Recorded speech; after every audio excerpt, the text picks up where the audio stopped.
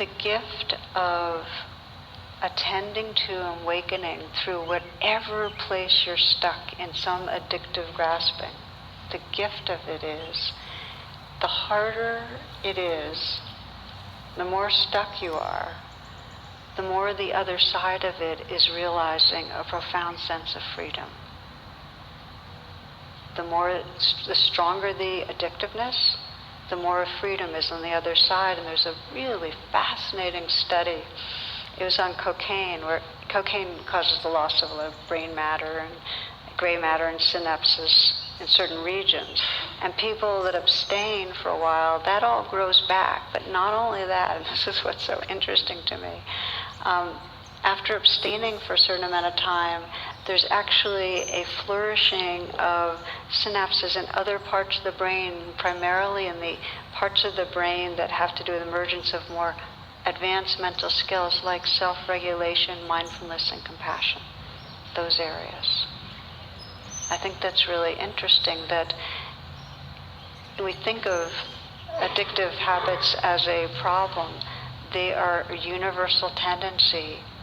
And on the spiritual path, if you choose to face them rather than going along with the substitutes, if you choose to bring to them these qualities of rain, of recognizing, allowing, investigating, nurturing, not only can you kind of wake up out of the habitual patterning, you get the blessing of shifting your identity from a small, limited self to that truth, to that wholeness of being that is suffused with love, awake awareness.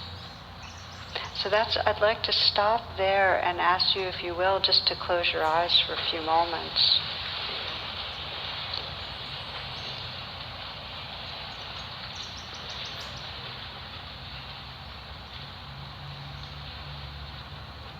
Let yourself feel this as a pause, wherever your mind and heart has been. Come right here, right here. Feel this body breathing. Let your senses be open.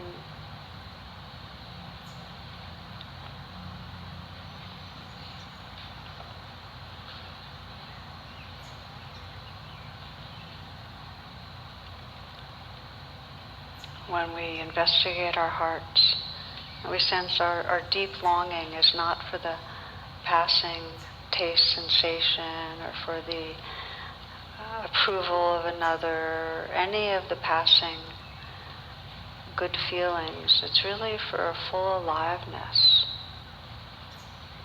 It's like the fish, really. It's not the bowl or the fish food. It's being at home in the ocean. We long to be at home in love, in awareness. So I invite you just for a few moments to again allow yourself to bring to mind a place where you feel you get small because there's grasping in some way, grasping to have a certain appearance to the world, grasping to a substance, grasping to an activity. We feel a bit hooked.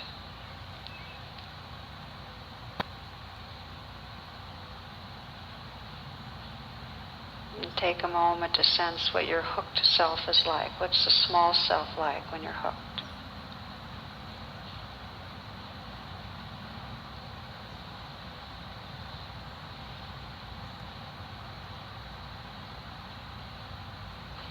And if you could trace back a bit and sense, okay, so I'm wanting this, I'm craving, I'm grasping.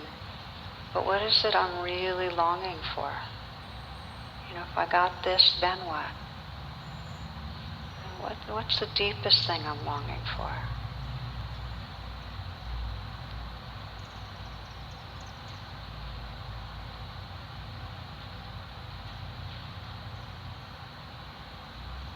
Takes tracing back. You might have to repeat the inquiry. Okay, so if I got that, then what?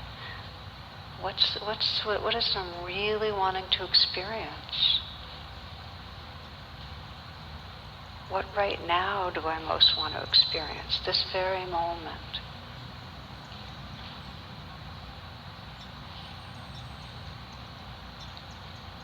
And you might sense, how is this already here?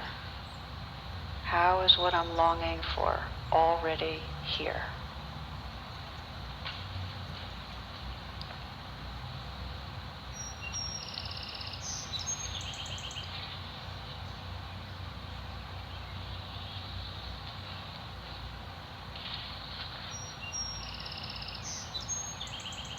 Rumi writes, this is how a human being can change. There is a worm addicted to eating grape leaves. Suddenly he wakes up, call it grace, whatever. Something wakes him, and he is no longer a worm. He is the entire vineyard, and the orchard too.